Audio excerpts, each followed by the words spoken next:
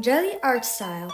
By now, I'm sure every digital artist had heard of this critical, mostly negative tinted term at least once, and even tried it probably. But if you ever wondered how this art will look if you merge it with your own art style, well, today I will show you how to do exactly that. Well, if you're wondering where I'm coming from, well, I've tried to do the jelly art style once because same as you, I was fascinated by the way it looked.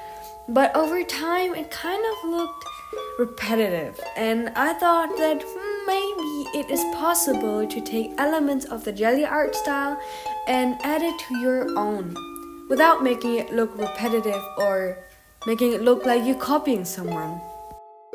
I want to add a little quick disclaimer to anyone who draws in this jelly art style. This is not supposed to attack you. I'm just doing this for funsies, and maybe somebody will get something out of this video and hopefully improve their art. Starting off with step 1, the juicy lips. At first, I was trying to freehand those juicy lips because I thought that it wouldn't be so hard.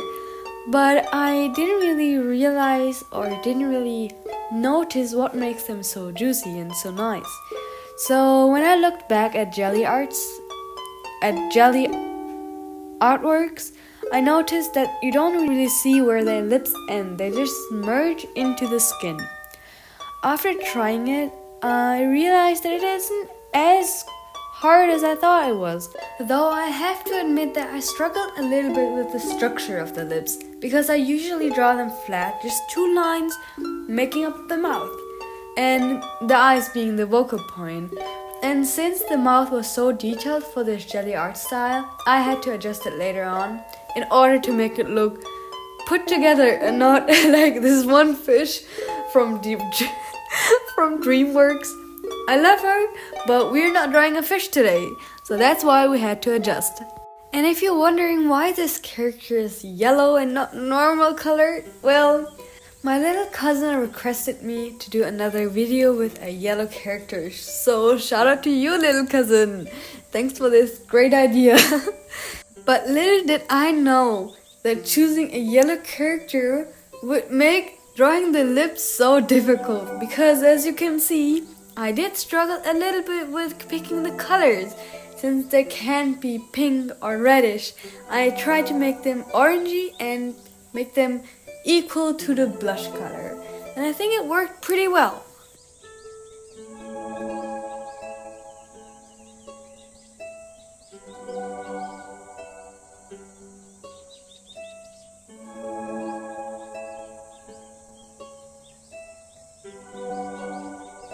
Well, this step was the most time consuming because, of course, drawing something new, plus in a bit different way, even though the lips look pretty okay here and not that orangey, it was still pretty difficult to get the colors right and also the shading.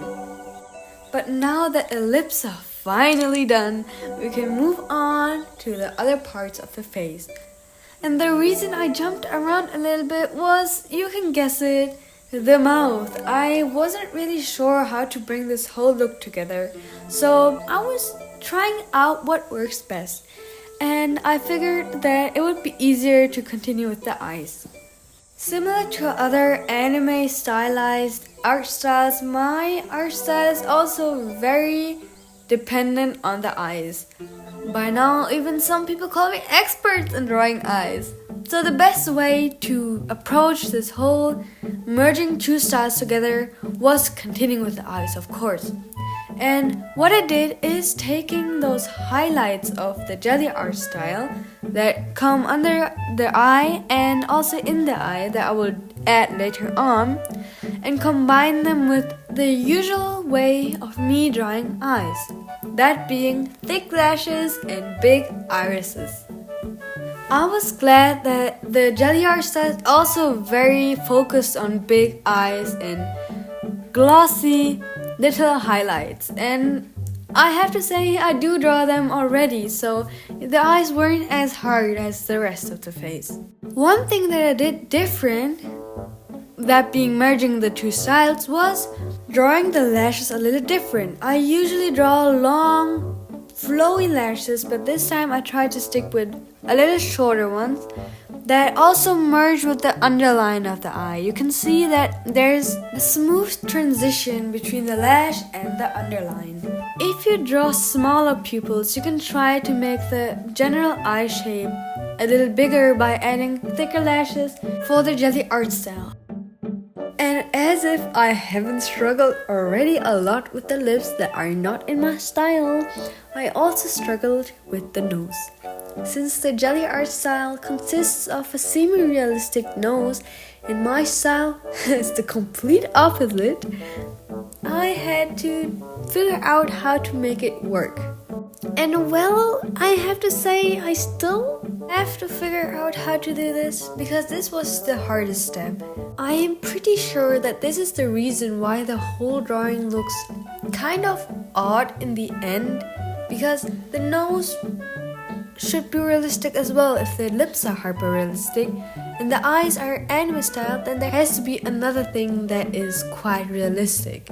But since my goal was to merge both styles, I wanted to try to still keep the original stylized nose. And that was the reason why this whole drawing looked unbalanced. My advice to you is to check whether your style is more cartoonish or more realistic, because if your style is more realistic, it is easier to apply the jelly art style because it is in the end a semi-realistic style that has bigger features like the eyes and the mouth, and of course more glossiness.